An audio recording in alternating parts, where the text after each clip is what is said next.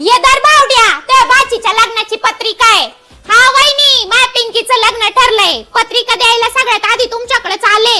येत्या 11 जूनची तारीख धरली. काय ग आत्या, पिंकी दीदी लव्ह मॅरेज करती, खरंय का? खरंय, मग त्याच्यात काय लपवायचंय?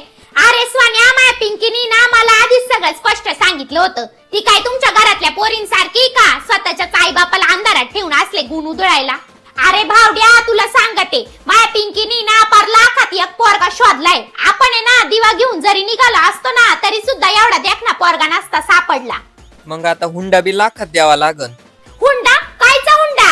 अरे येड्या, तू टीव्हीला पाहत नाही का? हुंडा देणं आणि हुंडा घेणं दोन्ही बी कायद्याने गुन्हा आहे. आम्ही असलं काय नाही करणार बाई. मग पप्पू दादाच्या लग्नात कशाला घेतला? आम्ही कुठे घेतला होता? त्यांनी त्यांच्या स्वखुशीने दिला होता. आणि दिला बी तर आम्हाला कुठे दिला? त्यांच्या पोरीलाच दिला ना. मग आता तू बी दे ना तुझ्या पोरीला. लय नको थोवड चालू सोन्या, नाही तर देईन उलट्या हाताची ठेवून.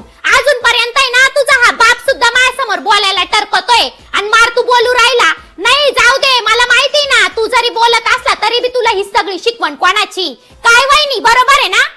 बरं बावड्या, ऐक, आता पिंकीच्या लग्नाला आहे ना तुम्हाला बी हातभार लावावा लागणार आहे. समोरची पार्टी लय जोरदार आहे, नाही तर तुम्ही यशाला हात हलवीत.